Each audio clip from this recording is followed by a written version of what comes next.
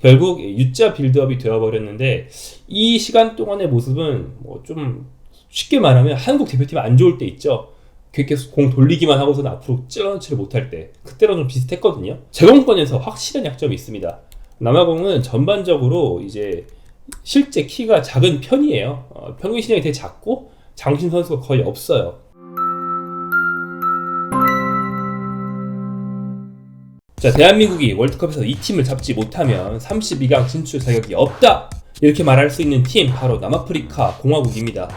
남아공이 한국의 1승 재물이냐? 그런 거 아닙니다. 우습게 볼 팀이 아니에요. 하지만 종이 한 장 차이의 전력으로 물고 물리는 우리 북중미 월드컵 A조에서 그나마 가장 할만한 팀이라면 바로 남아공이기 때문에 이 비슷비슷한 전력인 팀들일수록 더 잘 분석하고 반드시 이겨야만 이제 올라갈 수 있는 게 바로 조별리그를 통과하는 그런 방법인데요.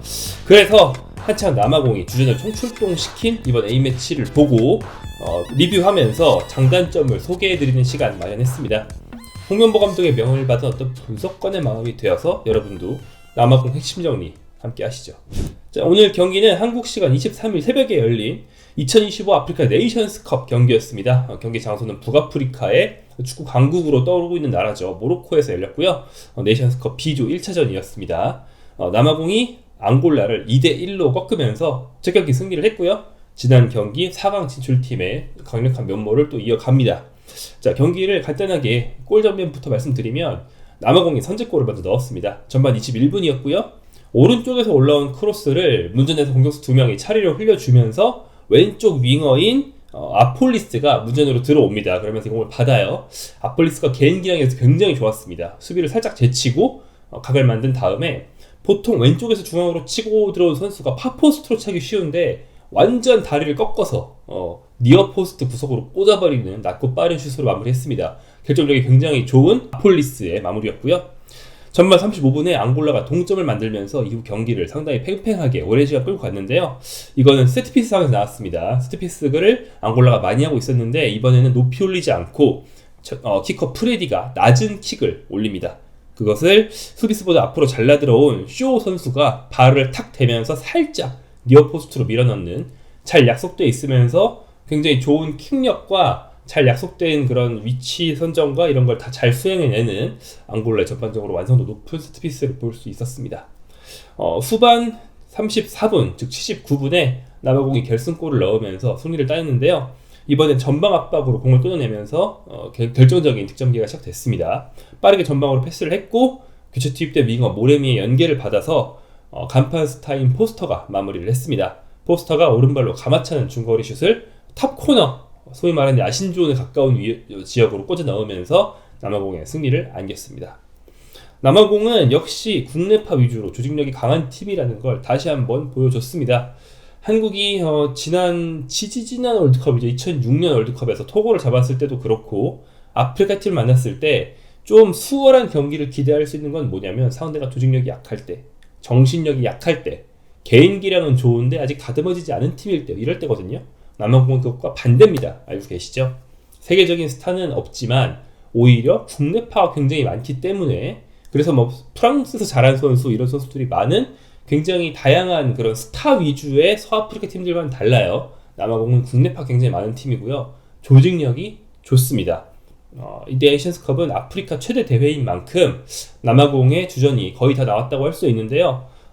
남아공 자국리그의 양대 명문 마멜로디 선다운스, 올랜도 파이러츠, 이 두 팀에서 각각 5명, 8명이 나왔어요. 두 팀을 합치면 대표팀 딱 절반이죠.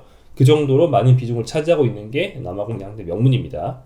그래서 수비와 중원은 선다운스가 딱 책임지고 미드필더 중에서도 윙어, 그 다음에 스트라이커 이쪽은 파이러츠가 책임진다, 이런 조합입니다. 선다운스의 수비, 파이러츠의 공격, 여기다가 약간의 해외파를 한두 명 섞으면 그게 남아공 전체 전력이 되는 것이죠. 이게 남아공의 선수 조합이라 할 수 있고요. 두 팀 중에 사실은 앙골라가 선수 면면이나 선수 몸값만 보면 더 높습니다. 앙골라에는 생각 외로 스타까지는 아니지만 빅리그 선수들이 많아요. 세리에 A에서 주전급으로 뛴 선수들도 있고요. 특히 앙골라의 주전 스트라이커 은졸라는 세리에 A에서 10골 이상, 그러니까 두 자릿수 득점을 2시즌이나 해봤어요. 상당히 강력한 공격수라고 할 수 있죠. 그러나 남아공의 조직력이 이런 앙골라의 개인 기량보다 한 수 위인 모습이었습니다.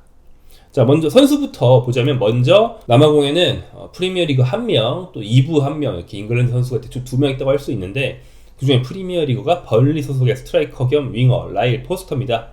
포스터는 23-24 시즌에 프리미어리그 처음 와서 5골 3도움, 나쁘지 않죠? 이렇게 기록을 했고요. 챔피언십 갔다가 이번 시즌 또 프리미어리그 돌아왔는데 13경기 2골 1도움으로 공격 포인트가 많지는 않지만 주전으로 출장하고 있습니다.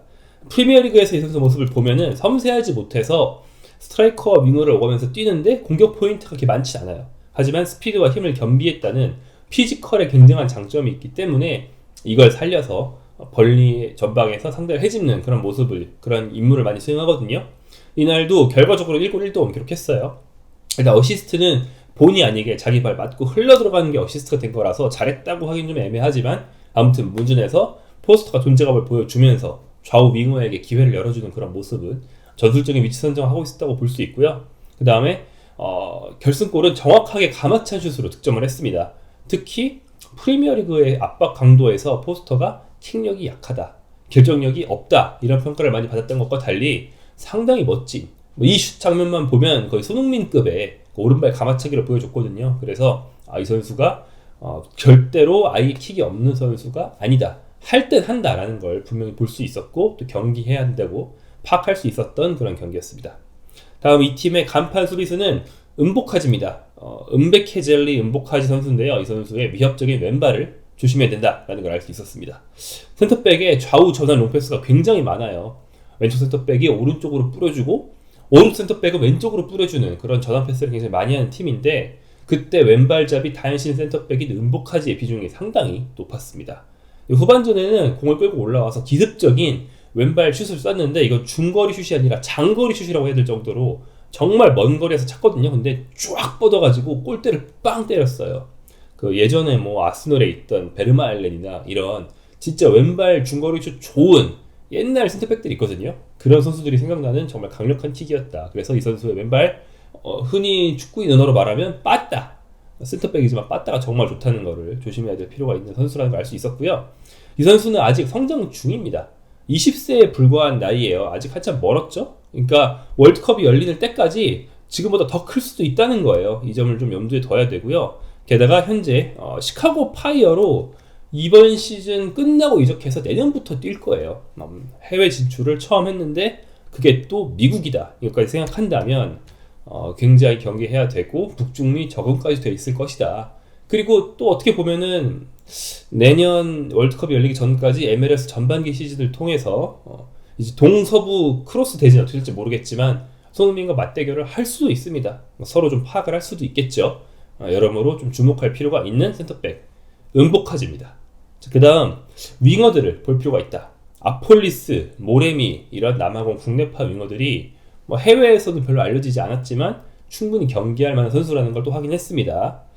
일반적으로 신장이 작은 편이지만 남아공 선수, 특히 윙어들은 탄력 넘치는 돌파와 좋은 볼 터치라는 그런 장점을 다들 공유하고 있습니다. 비슷비슷해요. 그냥 조그만데 정말 빠르고, 그 다음에 그 탄력이 좋다 보니까 볼 터치도 좋아요. 원래 운동 능력이 좋아야 기술도 좋아지거든요. 그래서 공이 멀리서 막 50m 롱패스가 날아와도 딱 발에 붙여서 받고 탁 튀어나가는 이런 돌파를 할 줄 압니다. 사실 이걸 한국 축구가 올해 이미 경험해 봤습니다. 올해 여름 클럽 월드컵에서 울산 HD가 썬다운스를 만났는데, 그때 썬다운스 공격진도 딱 이런 스타일이었어요. 자꾸 빠르고. 여기에 울산이 당했죠. 울산 졌거든요. 근데 이제 아까 말씀드린 것처럼 썬다운스 공격진보다는 이 파이러츠 공격진이 더 센가 봐요. 그래서 대표팀에도 많거든요. 그래서 그 파이러츠 윙어들이 상당히 위협적이다. 선제골을 넣은 오스인 아폴리스, 아까 말씀드린 것처럼 안으로 치고 들어와서 오른발 마무리하는 능력이 정말 좋았습니다. 그 다음에 교체 투입돼서 도움을 기록한 체팡 모레미 선수가 들어와서 연계 플레이나 돌파 같은 걸 해줄 때 팀이 한동안 침체돼 있다가 다시 살아나는, 그러니까 팀을 끌어올리는 소위 변속 기어의 모습을 보여줬거든요. 그래서 이런 국내파 윙어들이 좀 잘한다는 것을 염두에 두고 막을 필요가 있다. 자, 다음 사실 남아공에서 외국에 제일 많이 알려진 선수 중에 한 명이 골키퍼인데, 이 골키퍼는 또 장단점이 보였습니다. 로넨 윌리엄스 선수인데요. 왜 가장 돋보이는 선수로 꼽히냐 하면은 지난번 네이션스컵 2023년 대회에서 남아공이 3위를 했습니다. 좋은 성적이었죠. 근데 토너먼트에서 승부차기를 3번이나 갔어요. 그 중에 2번을 이겨가지고 3위를 한 거거든요. 그리고 그 3차례의 승부차기에서 윌리엄스가 무려 6번이나 승부차기 방어를 해내는 정말 엄청난 존재감을 보여줬습니다. 그래서 그 중 승부차기 3개 중에서 2번을 이겼죠. 이를 통해서 피파 어워드에서도 골키퍼 부문 후보에 막 오르고 진짜 대외적으로 굉장히 잘 알려진, 흔히 말해서 스포츠 뉴스 마지막에 그 오늘의 해외 토픽 장면 이런 데 나올 만한 그런 활약을 했거든요. 그래서 이 선수가 좀 주목할 만했는데, 이 실제 경기를 90분 시청해 보니까 분명히 반사신경은 엄청나게 탁월하고 막 눈앞에서 슛이 갑자기 날라와도 탁 잡아버려요. 손이 정말 빨라요. 근데 수비 지휘나 제공권이 조금 아쉬운, 그러니까 뭐 안정형보다는 선방형에 가까운 이런 골키퍼로 보였습니다. 사실 어차피 조별리그에는 승부 차이가 없잖아요. 이 윌리엄스의 승부 차이 능력을 우리가 볼 필요가 없습니다. 경기할 필요도 없고요. 페널티킥이 아니면 그냥 인플레이 상황에서의 방어가 더 중요한데, 거기서 선방도 있지만 조금 불안한 면도 있다는 거. 그래서 이 선수의 장단점을 파악하고 경기를 해야 될 필요가 있어 보였습니다. 자, 전술적으로 남아공은 어떤 팀이었는지 좀 요약을 보면요. 좋게 말하면 단단한 축구인데 나쁘게 말하면 좀 단조로운 그런 축구를 했습니다. 남아공은 U자 빌드업을 많이 했어요. 이거는 뭐 제가 깔아내리는 게 아니고 실제로 그랬습니다. 4-2-3-1 대형으로 나왔거든요. 포스터를 전방에 놓고 이제 국내파 위주로 이제 윙어 놓고 이제 2선 3명 세우고 중미 2명, 수비 4명 이렇게 4-2-3-1로 나왔는데, 좌우로 크게 아까 말씀드린 것처럼 전원 패스를 한 다음에 윙어를 활용하는 그런 플레이가 전술의 굉장히 중요한 부분이었고, 사실 이것만 반복하는 수준이었습니다. 초반에 아까 말씀드린 것처럼 조직력이 더 우세하기 때문에 경기의 흐름을 장악은 했거든요. 근데 장악은 했지만 계속 단조롭게 좌우로만 돌리니까 앙골라가 잘 버텼어요. 그러니까 흐름을 잃어버리더라고요. 그러면서 남아공이 경기 운영을 할 수 있는 그런 선수는 선발 라인업에 없다라는 걸 확인을 했습니다. 경기 초반에는 풀백들이 상당히 돋보였어요. 왼쪽에 모디바, 오른쪽에 무다우, 이 선수들이 뭐 개인 돌파로 빌드업 상황에서 이제 앙골라 선수를 확 제치고 올라가 버리면서 순간적으로 공격 속도를 높이기도 하고 상당히 높은 비중을 보여줬는데, 이런 것도 한두 번이지 자기 지점에서 돌파로 제치는 걸 너무 자주 하다가 한번 뺏기면 역습 맞잖아요. 그래서 이것도 나중에 점점 나오지 않았고, 결국에는 좀 무색무취해진 시간이 쭉 이어지다가 교체로 이걸 풀더라고요. 그래서 경기 운영이 잘 되는 팀은 아니다 라고 생각이 들었습니다.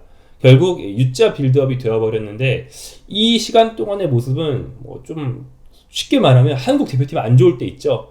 계속 공 돌리기만 하고서는 앞으로 찔러넣지를 못할 때, 그때랑 좀 비슷했거든요. 그래서 이런 걸 유도한다면 상대에게 좀 수월할 수 있겠다 이 생각이 들었고요. 제공권에서 확실한 약점이 있습니다.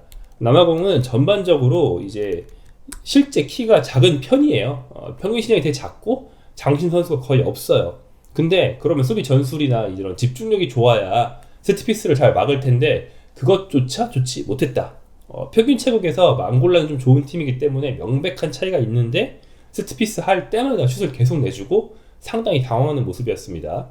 그렇다고 해서 제공권만 열세니 아니죠. 아까 말씀드린 것처럼 앙골라가 높은 공으로 계속 교란하다가 실제 득점은 기습적인 낮은 프리킥으로 했거든요. 근데 이런 심리 싸움에서도 져버렸다.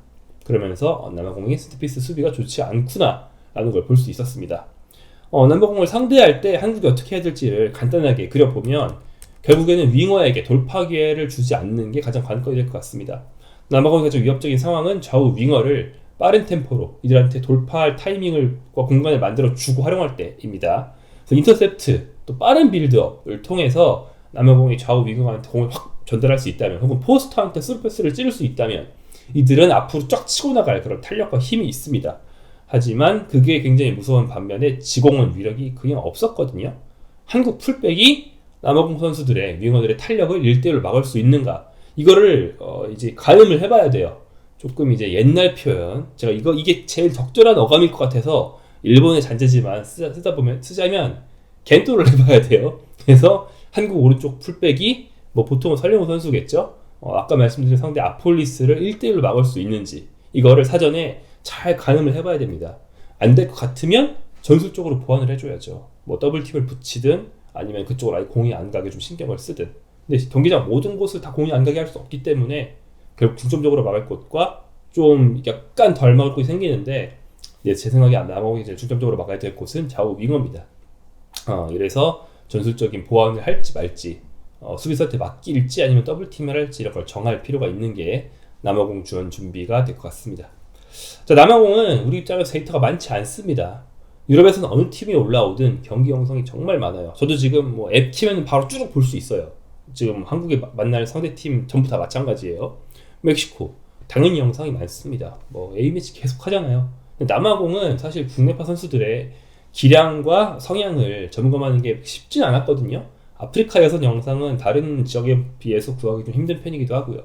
그래서 이번 네이션스컵 상당히 중요하다.